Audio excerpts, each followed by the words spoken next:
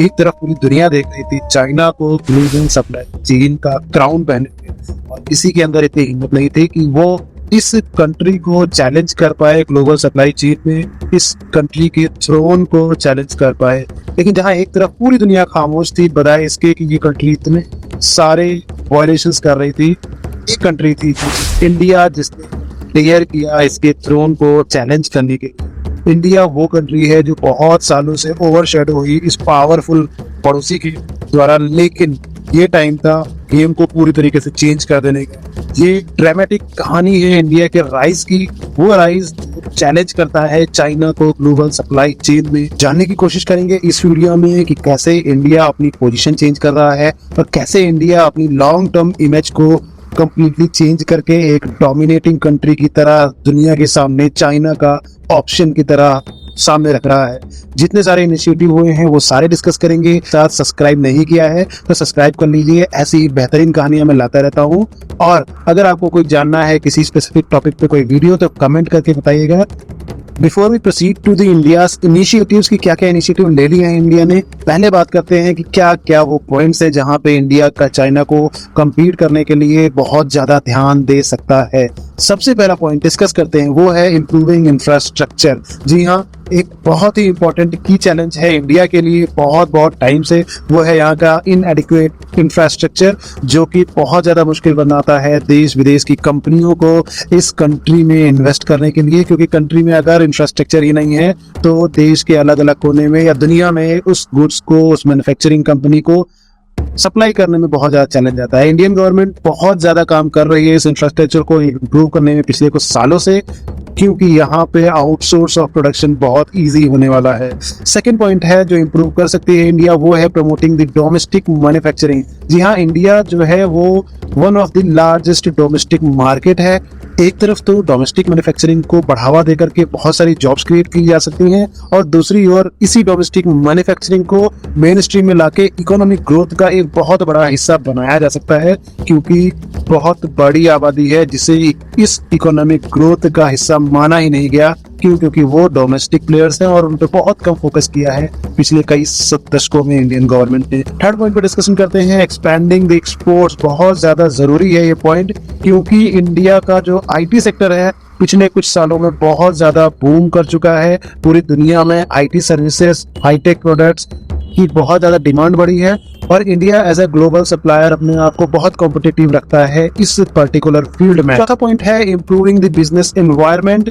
पिछले कुछ सालों में आपने सुना होगा ईज ऑफ डूइंग बिजनेस की जो लिस्ट है उसमें धीरे धीरे इम्प्रूव कर रही है, बट अभी भी that is not as per the requirement. अगर चाइना जैसे जायंट से ग्लोबल प्लेटफॉर्म पे compete करना है तो ईज ऑफ डूइंग बिजनेस को बहुत ज्यादा कॉम्पिटिटिव बनाना पड़ेगा। चाइना तो छोड़िए, अभी हम मलेशिया, थाईलैंड जैसी कंट्रीज के आसपास भी नहीं है। फॉर्म्स को इम्प्लीमेंट करने की जरूरत है जिसके जरिए इंडिया में बिजनेसेस की अपॉर्चुनिटी बढ़ पाएगी, और अगर बिजनेस अपॉर्चुनिटी बढ़ेगी तो लोग इंकरेज होंगे, बिजनेसमैन इंक्रीज होंगे नया बिजनेसेस डालने में। जो अभी दुबई, थाईलैंड, कंबोडिया इन सब कंट्रीज में चले जाते हैं, हेड ऑफिस बना करके बैठते हैं और यहाँ पे सिर्फ और सिर्फ अपने प्रोडक्ट सप्लाई करते हैं। कंप्लीटली इस माइंडसेट को चेंज करना होगा। सारे जो बिजनेसमैन है जो हेड ऑफिस अलग अलग कंट्रीज में बनाते हैं just because of the ease of doing business, उनको हेड ऑफिस खोलने के लिए हमें एडवांटेज देने पड़ेंगे, हमें उनका लिए इन्वायरमेंट क्रिएट करना पड़ेगा ताकि वो अपनी कंपनी हमारे कंट्री से चलाएं। लास्ट फिफ्थ पॉइंट जो इस वीडियो में डिस्कस करूंगा वो है फोकसिंग ऑन नीश मार्केट। जी हाँ, नीश मार्केट के बारे में बहुत कम डिस्कशन होता है अराउंड द मार्केट, बट मैं आपको बताऊं ये वो मार्केट है जो इंडिया का एक हिडन जेम है।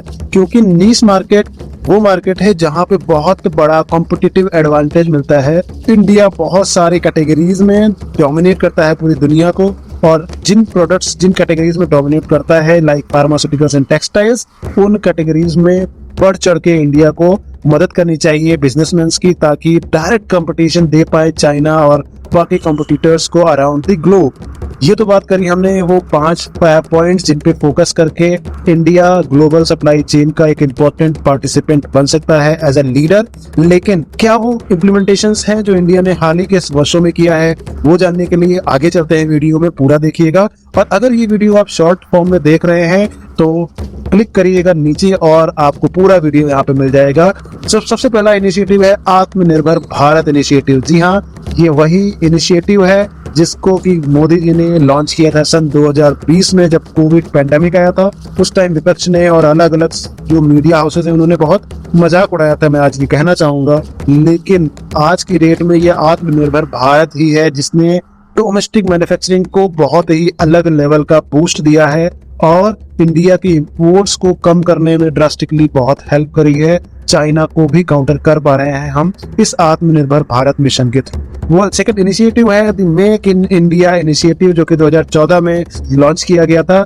आज की डेट बहुत बड़ा इस इनिशिएटिव ने रिमार्केबल मार्क छोड़ा है, जिसके अंतर्गत आप देखोगे एक से एक फैक्ट्रीज लगती जा रही है इंडिया में, एक से एक इन्वेस्टमेंट आती जा रही है, चाहे जम्मू एंड कश्मीर की इन्वेस्टमेंट्स हो या फिर यहाँ बेंगलुरु में, या फिर एप्पल की डिवाइसेस की मैन्युफैक्चरिंग, या फिर सेमीकंडक्टर की जो रिसेंटली फैक्ट्री लगने जा रही है इंडिया में। ये सब कुछ पॉसिबल हुआ है मेक इन इंडिया इनिशिएटिव के तहत।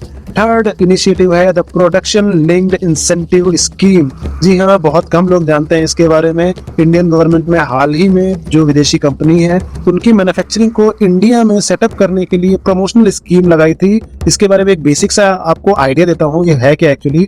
ये है एक स्कीम जिसमें अगर आप इंडिया में मैन्युफैक्चरिंग करते हो और एक सेट टारगेट तक के एक्सपोर्ट्स आप इंडिया में प्रोडक्ट्स प्रोड्यूस करके करते हो, तो उसमें 5% 6% का डायरेक्टली मॉनेटरी वेव ऑफ आपको मिलता है आपके अकाउंट में, यानी कि डायरेक्ट आपको बेनिफिट मिलता है 5 से 6% का। यहाँ पे बात हो रही है हजारों करोड़ों रुपए की सेल्स टारगेट अचीव करने की, यानी कि इसका इंसेंटिव मिलता है कंपनीज को, जो बहुत अट्रैक्टिव है।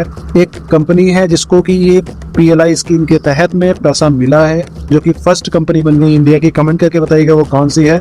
फोर्थ इनिशिएटिव है the national infrastructure pipeline NIP। जी हाँ दोस्त, एक और बेहतरीन सा इनिशिएटिव जो कि लॉन्च किया गया था 2019 में, जो कि एम करता है बेसिकली इंफ्रास्ट्रक्चर डेवलपमेंट को लेकर के अंडर में इंक्लूडेड है अलग अलग तरह के प्रोजेक्ट, जिसमें कि ट्रांसपोर्टेशन, एनर्जी या अर्बन डेवलपमेंट हो, या फिर हो आपके हाईवे के पास में बने हुए स्मार्ट सिटीज, या फिर हो वो सिटीज जो डेडिकेटेड टू अ प्रोडक्ट होंगे। Fifth last but not the least, trade agreements with other countries. ये बहुत ही बढ़िया इनिशिएटिव है जो इंडिया ले रही है आज की डेट में, और बहुत ग्रैंड लेवल पे, बहुत एग्रेसिव लेवल पे अलग अलग कंट्रीज के साथ लगातार ये एग्रीमेंट्स होते जा रहे हैं। इंडिया बहुत ज्यादा काम कर रही है अपने ट्रेड्स एग्रीमेंट्स को बढ़ाने में, ताकि चाइना के साथ जो कंपटीशन है, चाइना के साथ जो डिपेंडेंसी है बाकी कंट्रीज की, वो कम कर पाए। इसके अंदर में फ्री ट्रेड एग्रीमेंट्स होते हैं और कंट्रीज जैसे कि जापान, साउथ कोरिया, इनके साथ में निगोशिएशंस हो करके इन कंट्रीज से इन्वेस्टमेंट भी आती है, इन कंट्रीज में हमारे प्रोडक्ट भी आते हैं। ऑस्ट्रेलिया और यूरोपियन यूनियन जैसे कंट्रीज को हम अपनी मार्केट बनाते हैं अपने प्रोडक्ट बेचने के लिए। ये कुछ इनिशिएटिव्स थे जिन पे मैंने आपको डिस्कशन करके बताया है। अगर आप और भी ऐसे इनिशिएटिव्स जानना चाहते हैं तो कमेंट करिएगा। और मैं आपको बताऊं, आने वाले टाइम पे चाइना को बहुत कड़ी टक्कर देने वाला है India. No doubt it's a long journey, no doubt ये बहुत टाइम लेने वाला है, लेकिन जिस स्पीड से इंडिया चल रहा है उस स्पीड पे बहुत जल्दी हम बहुत कुछ अचीव कर पाएंगे। जैसा कि नितिन गडकरी सर कहते हैं कि अमेरिका की सड़कें अच्छी हैं इसलिए क्योंकि वो डेवलप्ड कंट्री है, बल्कि अमेरिका डेवलप्ड है क्योंकि उसकी सड़कें अच्छी हैं। ये बहुत बड़ी कोटेशन है जो नितिन गडकरी सर हमेशा कहते हैं। On that note I will be signing off for today. अगले वीडियो में हम डिस्कस करेंगे इंडिया के अलग अलग कंट्रीज से कैसे कैसे कॉम्पिटिशन से ग्लोबल सप्लाई चेन में। सब्सक्राइब करिएगा। और अगला वीडियो अगर आप देखना चाहते हैं G20 के बारे में तो यहाँ लिंक में आ रहा होगा इन स्क्रीन पे, वो देखिएगा।